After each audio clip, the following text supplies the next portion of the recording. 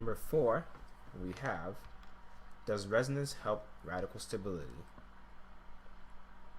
So this is also more of a conceptual question.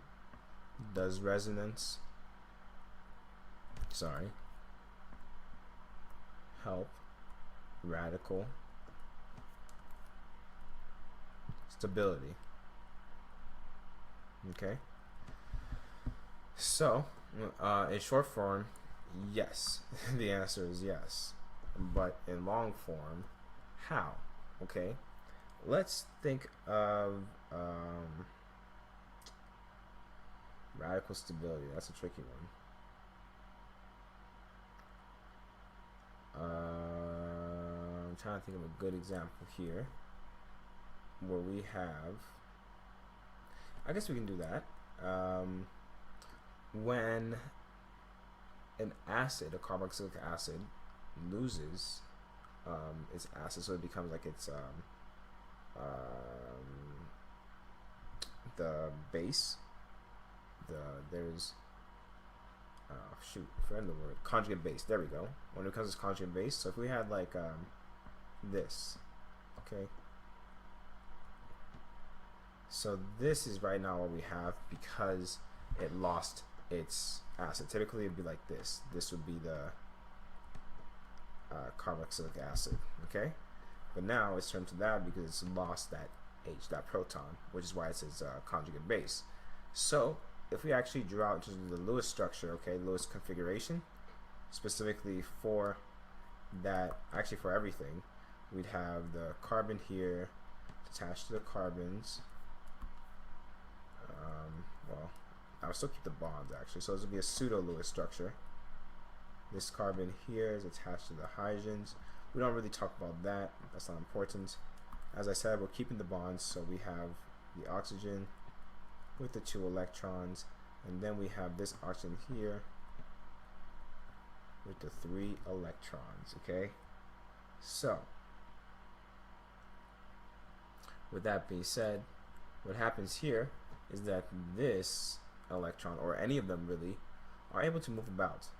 You can actually get this electron to move in here, forcing this electron to be out there, which makes now this oxygen up top the negative one.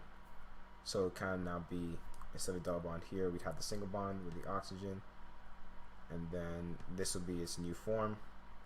This is a resonance structure of that, okay? And so in a sense, you've given, the goal here of resonance is to give the electrons more space to move around. And that is effectively what we've done here, to where the electrons can kind of move, shift between them. So instead of it being either of those two, they're just like possible electron configurations, I mean possible resonance structures. We'd actually in total get this, where it looks like that, okay, and they're just sharing that bond, okay. So this in a sense counts as 1.5 bonds, and overall it just makes the carbon more stable, because that way there's, I mean not the carbon, the whole molecule more stable, because the electrons aren't locked into place. Having just more place to roam free just increases the stability. Now when it talks about radicals, unfortunately I can't think of an example off the top of my head, but it's thinking of like, let's say we had a lone pair like on nitrogen or something like that, and we had something like this, and also was like a double bond. I'm just thinking in terms of like that. I'm just making this up as I go. But if this lone pair is also able to travel around, you know, like anywhere, like, you know, connecting to other bonds and such, the point being is that resonance will also help that stability, simply because of the fact that the electrons are allowed to move, which releases a strain on the molecule, I mean on the element itself. So in this case, whatever it was, let's say it was nitrogen that has that bond, because the electron is allowed to move freely, aka be shared throughout all these, the nitrogen feels less stress in a sense of having unpaired electron just hanging out there, because now it's not really too worried about failing in regards to the octet rule. It's like I kind of there because this one doesn't really stay around, it just moves about. So yes, resonance overall, whether it's with radicals or with these types, resonance does help stability, because it gives the electrons there more space to roam around, theoretically. Okay. So yep, the presence of the unpaired electron makes it unstable and reactive.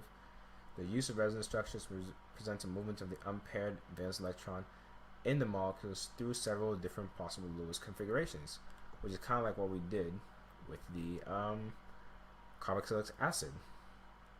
So through this unpaired electron is treated as a deequalized electron presence in the molecule, which represents its movement around the molecule. In this way, the resonance structure helps the molecule achieve resonance radical stability because the electron is allowed to move within there.